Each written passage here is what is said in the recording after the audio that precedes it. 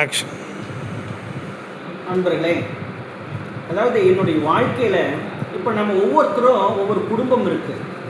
இந்த குடும்ப கடமையை செய்கிறதுக்கு நம்மளுடைய உடல் உதவியாக இருக்குது, நம்மளுடைய உறுப்புகள் உதவியாக இருக்குது. ஏன்னா நம்ம தேவை பசிக்குது, அதே மாதிரி நம்மளுடைய குடும்ப நபர்களுடைய பசியை போக்கணும். அப்போ நம்ம ஒரு வேலைக்கு போகிறோம்.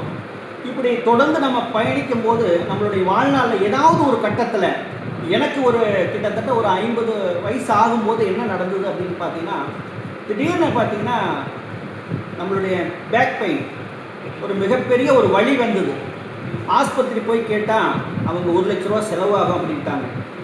அதுக்கு பிறகு எனக்கு உடனே அது கடன் வாங்கி எப்படி கட்டுறது, நம்மளால் வேலைக்கு போவோமா போக மாட்டோமா. அவங்க என்ன சொல்கிறாங்க, ஆப்ரேஷன் பண்ணாலும் அதுக்கு பிறகு எடை எடுக்கக்கூடாது, கீழே குனியக்கூடாது, நிமிரக்கூடாது அப்படின்னு சொல்கிறாங்க. நம்ம வேலையே எங்கே போனாலும் நம்ம பனியன் தொழிலில் இருக்கிறோம், கீழே குனிகிற மாதிரி நிமிர்ற மாதிரி இருக்குது. ஆனால் அந்த மாதிரி சூழலில் சொல்லும்போது எனக்கு ஒரு மனசுக்கு ஒரு சரி, நம்ம உடம்பை நம்ம ஏதாவது வேறு வழியில் சரி பண்ணிக்கலாம். ஏன்னா ஆப்ரேஷன் செஞ்சுட்டு திரும்ப நம்ம குனிய முடியல நிமிர முடியலன்னு என்ன செய்கிறது அப்படின்னு சொல்லிட்டு நான் வீட்டுக்கு போய் ஒரு சித்தா மருத்துவத்தில் மறுபடியும் அந்த முயற்சி பண்ணிகிட்ருக்கிறேன். அப்போது அந்த வீட்டில் நான் முடங்கி இருக்கிறேன்.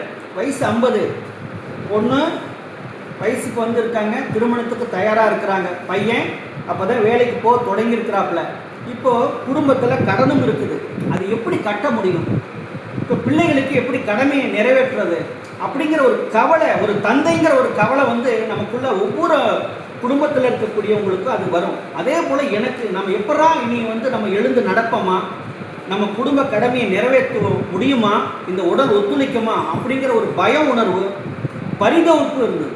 அப்போ இந்த குடும்பத்தில் இருக்கிற சொந்த பந்த உறவுகள்லாம் பார்க்கும்போது இனி அவ்வளோதான், அவர் இனி எழுந்து நடக்க முடியாது, இனி அவங்கவுங்க தேவைகளை அவங்கவுங்க பார்த்துக்கணும்னு சொல்லிட்டு அவங்கவுங்க அப்படியே விலகி போகிறாங்க.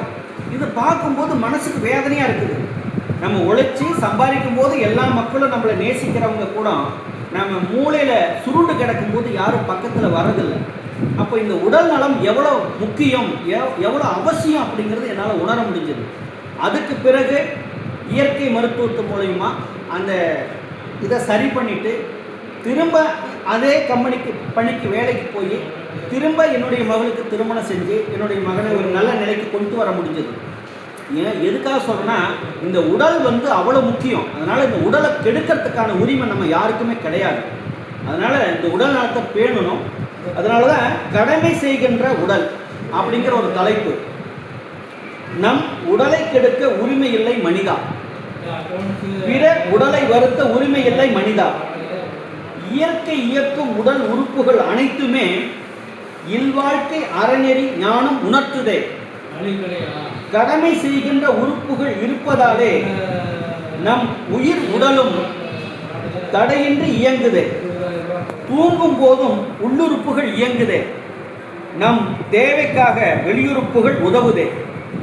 ஒவ்வொரு உறுப்புகளை வாங்க முடியுமா, நம் முழு உடல் இயக்கத்தை இணைக்க முடியுமா, குழந்தை முதல் முதுமை வரை வளர்க்க முடியுமா, நம் பிறப்பு இறப்பு வாழ்க்கையை கொடுக்க முடியுமா, நோய் நொடிகள் உடலுக்கு வந்தாலும் நமக்கு நோய் தீர்க்கும் மருத்துவம் உதவுமே, வறுமை பிசி உடலுக்கு தந்தாலும் நம் வாழ்க்கை தேவை புவியியர்கள் பூர்த்தி செய்யுமே, உடலும் உயிரும் நம் படைப்புள்ள மனிதா, அறிவு மனமும் நம் வசமல்ல மனிதா, உறுப்புக்கள் அனைத்துமே வான் பால்வழி இயக்கமே, உறுப்புக்கள் அனைத்துமே வான் பால்வழி இயக்கமே, ஒவ்வொரு உயிர் உடலே மனிதா வான் பிரபஞ்சமே.